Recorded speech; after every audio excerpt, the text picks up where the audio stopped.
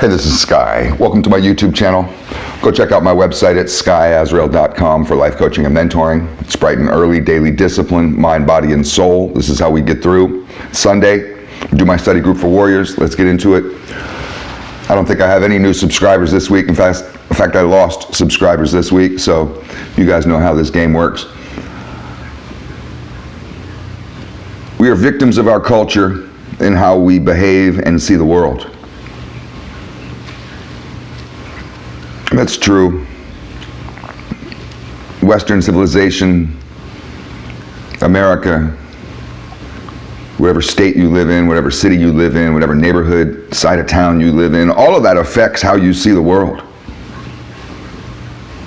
People in Beverly Hills have a different worldview than people in South Central. That's just one city. People in LA have a different worldview than people in San Francisco. Those are just two cities in one state. People in California have a different worldview than people in Florida. That's just one country, two sides of one country. People in the Western civilization have a different worldview. They behave differently. They see the world differently. They live in a different reality than people who are in the eastern part of the planet. So it's just good to notice our limitations. We often think that we know it all, we got it all figured out, we think we know how shit works, but you're really just seeing through a filter, through many filters. Let's move to the next one. Let's just talk a little bit about meditation. I've talked about this before. The point of meditation is self-mastery. It's a game. When you learn how to meditate in a Buddhist temple, they may tell you that the game is to stop thinking. It's impossible to stop thinking. The only way to stop thinking is to die. And even then, we don't know if you stop thinking. But you can try. And one of the ways that you try is that you notice that you're thinking. So it means that you literally take a step outside of yourself. You notice yourself in the process of thinking, and you label it, and you say, wow, I'm just thinking. So you might be in the process of thinking about all the laundry you have to do and all the other chores you have to do today, but you could stop for a second and just notice, oh, I'm thinking about doing chores. You've just stepped outside of yourself to observe yourself thinking, to observe yourself doing something. For that brief moment, you're no longer lost in the game of thought. You're just observing yourself thinking. And of course, you'll always return to your thoughts. You'll always get lost in it again. But with meditation, you continually keep playing this game. It's called returning to your center. Your center is a place of calm. That's where you'll find God. You get rid of all those voices, even if it's just for a minute. And you can hear that one true voice inside you. You can find great wisdom that's already inside you. Let's move to the next one. Speaking about wisdom inside you, we have what's called creative thinking. It's good to develop that skill, your creative thinking skills. And you do this through gaining wisdom, reading, watching videos, learning. Gain as much wisdom as you can so you can think about the world in a creative way. And scientists have realized that people who are good at creative thinking, they can see the nuance. They can put two and two together. They can read between the lines. Anybody can do this, really, but there's different levels of it. So you don't really need all the info in order to put together a picture. You don't need all the notes in a song. You don't need to listen to a whole song to know what song it is. There's that game that they play on the radio where the DJ will play just a couple notes, one or just a couple seconds of a song, of a popular song, and then get people to call in to try and guess it. It's not very hard. You can usually guess the song pretty quickly. So it's just important to realize that we don't need all the information presented to us in the world in order to be able to understand the world. Let's move on to the next one. I thought this was a good quote. We don't have to talk about it too much. I think it's pretty self-explanatory, but I wrote it down because I liked it. Pacifism is highly immoral in the face of aggression. It's actually immoral to not fight. It's immoral for you to call for a ceasefire right now. You're not going to get a ceasefire. Let's move on to the next one. You may have to remind yourself in this time to stay positive. You may have to remind yourself to keep moving forward. We can easily lose our positive mental attitude, our PMA, as Bad Brains used to sing about. Remember that song, I Got My PMA? You're going to need that in order to leapfrog from win to win, from victory to victory, from success to success. You're going to need the momentum of being a winner to get around your obstacles and to keep moving forward. And you may need to remind yourself that you're a winner. Remind yourself to stay positive. You may be afraid and angry right now. You may need to slap yourself. Go in the mirror and slap yourself a few times. Slap yourself around and say, snap out of it, motherfucker. This ain't gonna get us nowhere. We're not moving forward like this.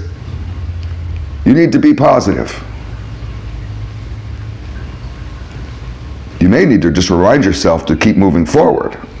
Some people stop along the path, the side of the road, and just smell the flowers, and there's nothing wrong with that, but you stay and smell those flowers too long, you forget the reason why you're on the path to begin with, that you're supposed to be moving towards your goals in life, towards betterment, towards greatness.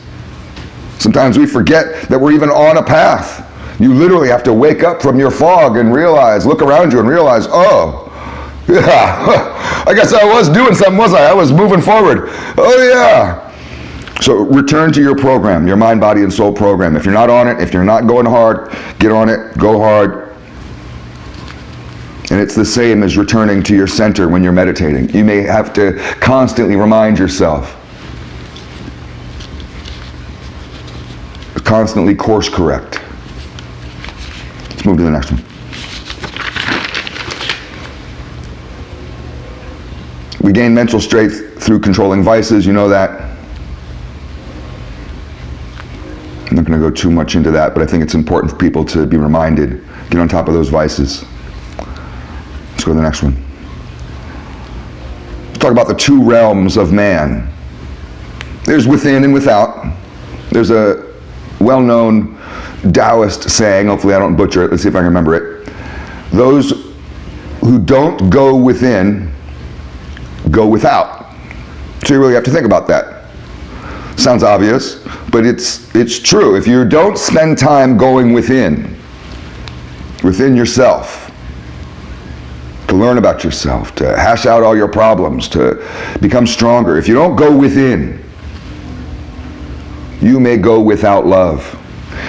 Why don't you have the love that you want? Because you haven't spent enough time working on yourself. Those who don't go within, go without. You may never become successful because you got issues, man. You need to go within. People spend very little time within. Most people do. It's a realm that they don't visit much. You spend a lot of time externally. Let's go to the next one. Jordan Peterson said this, you may have heard it before, focusing on self is the same as depression in the brain. So what he means is our thoughts fire as electrochemical processes along neurological pathways within our brain. And the pathway that narcissism fires upon, when you're very narcissistic and self-absorbed, your thought process, you're thinking in a certain quadrant of your brain, and the electrochemical process in your brain is creating thoughts, and those thoughts are being fired along a neurological pathway, and that pathway is being strengthened. The more times those thoughts are fired along that pathway, the stronger it gets. But what we found is that depression, fires along the same neurological pathway, the same road. It takes the same road, the same exit. So you may want to let that infrastructure crumble. The more the time that you spend on that pathway, neurologically, the stronger it's going to get. So if you're spending a lot of time angry, you're practicing anger. You're building that anger muscle a lot, and you need to figure out a way to counteract it and let that road that anger travels along, that neurological pathway, let that weaken. People who are not quick to anger have a very weak pathway, neurological pathway of anger. Mine's very strong. I can get angry like that instantaneously. Faster than you could even think a thought. I can be like furious in less than a second. I could go from completely calm to mad as fuck to crazy mad instantly. And that's because that pathway is too strong. Let's move on. I was watching a cartoon and I wrote down a quote from a cartoon. I just thought it was funny. Has to do with forgiveness, though. The quote is, "I still hate you. I'm just not in hate with you." And I thought it was funny because it was a scene between a guy and his arch nemesis. So he had a villain that was after him, a guy that was constantly trying to kill him, and the villain came to him and said, "You know, I'm not interested in this relationship anymore. I'm going to go find someone else to be a nemesis with. Our relationship has gotten too confusing. I need a more simple relationship." And so he basically is dumping him. And it turns out the guy who was being chased by his villain, his arch nemesis, you'd think you'd hate that, he needed that relationship. And he was really upset. He felt like he was being dumped. And the villain says, "Look, I still hate you.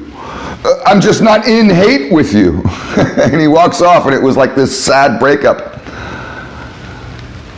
Bottom line is learn to forgive. You don't have to forget, just learn to forgive. Let's move on to the next one. Let's do some atheist facts. We'll end it with some atheist facts.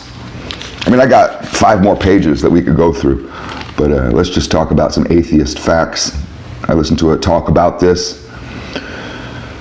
70% of atheists are Democrats. 68% are highly educated men. So who are the atheists in the world? They're mostly Democrats, or let's talk about America. They're mostly Democrats, and they're highly educated men. Mostly educated men, Democrat men, are the ones who are atheists. Only 35% of atheists admit to pondering the meaning of life ever. Isn't that interesting? Atheists, this is all according to the study, atheists find their meaning in their hobbies.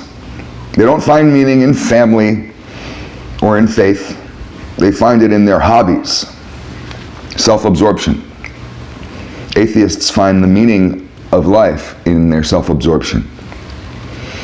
Atheism isn't simply nihilism. So that's what I always thought it was. It's not just simply nihilism. It's specifically a war. The atheism is a war, and it's a war on religion. Atheists believe that religion harms society, and they are absolutely like at odds, enemies with religion and with God